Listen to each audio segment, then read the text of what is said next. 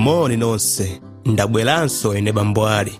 Lelo mutu wathu ndi madzi owawa apangidwa kukoma. Vesi atoloweza ndi Masalimo 138 vesi yake 1. Ndidzakuyamikani ndi mtima wanga wonse. Lero tiphunzira kuti timalambira Mulungu pomutamanda mokondwera. Banja la Jones lidali pa ulendo una chilengedwe mu nkhalango yowirira kwambiri.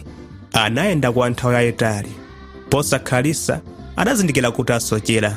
Madzi onse omwe adatenga mabotolo awo adali atatha ndipo adali kumva kutentha komanso luzu. Tiyeni tiyime pompa, adatero mayi Jones, ndikupempha Mulungu atithandize.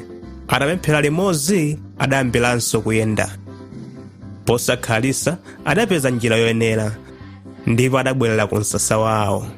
Ndipo usiku wa tsiku lomwelo iwo adapembedza Mulungu ndi kumutamanda mosangalala. Kenako mayi Jones adafotokoza nkhani yakhoza nthawi yomwe Aisraeli adali ndi vuto la madzi.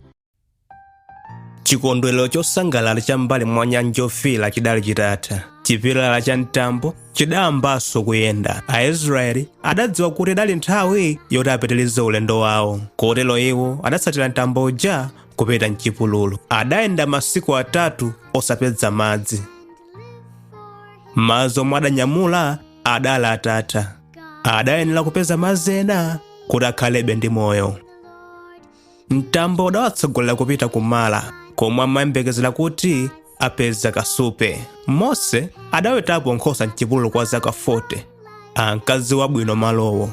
Iye ankadziwa kuti madzi akumala anali owawa komanso osayenera kumwa. Koma Mulungu adawatsogolerera kumalowa. Monga momwe Mose adayembekezera, pakuona madziwo anthu adasangalala kwambiri. Madzi, madzi! Amuna, akazi ndi ana adathamangira ku kasupe. Koma atangolawa, chisangalalo chawo chidasanduka kukhumudwa. Anali atangotha masiku atatu kukuchokera pomwe Ambuye adachita chozizwitsa pa nyanja yofiira. Masiku atatu kuchokera pamene iye adawononga ankhondo a Igupto. Sipanapite nthawi kuchokera pamene iwo adatuluka mu Igupto ku moyo wa ukapolo. Mulungu mwini wake mu mtambo woyima njoo anali atawatsogolera kupita kumala. Koma adayiwala zonsezi. Tidzamwa chiyani? Iwo anadandaula kwa Mose. Mose adachita zomwe Aisraeli sanachite. Iye adatembenukira kwa Mulungu kuti amuthandize. Ambuye adamuonesa Mose mtengo ndi kumuwuza kuti aponye m'madzi. Mose adatero ndipo madziwo anakhala okoma. Ndiye ino talingalirani. Muja anthu adathamangira mtsogolo ataona madzi. Adali achimwemwe atapeza madzi ndi kukhumudwa atalawa. Koma tsopano anali okondwanso Mulungu atachita chozizwitsa. Sanalinso pa chiopsezo chakufa ndi luzu. Iwo adali atapulumutsidwa. Ndipo kenako Mulungu anawapasa lonjezo kudzera kwa Mose. Tamverani mawu a Yehova ndi kuchita zoyenera pamaso pake.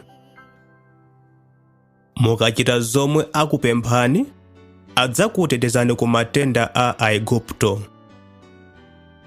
Mulungu adzawateteza ku zambiri zomwe zimavutitsa Aigupto. Koda azalambira Mulungu ndi miyoyo yawo? Koda angamulemekeze ndi kumvera kwawo? Akatero Mulungu azawapasa moyo wosangalala. Mulungu amakupasani chimwemwe cha chipulumutso. Monga Israeli adapulumutsidwa ndi madzi okoma kumala, inu mwapulumutsidwa mwa chisomo cha Yesu Khristu. Ichi ndi chifukwa chokondwera.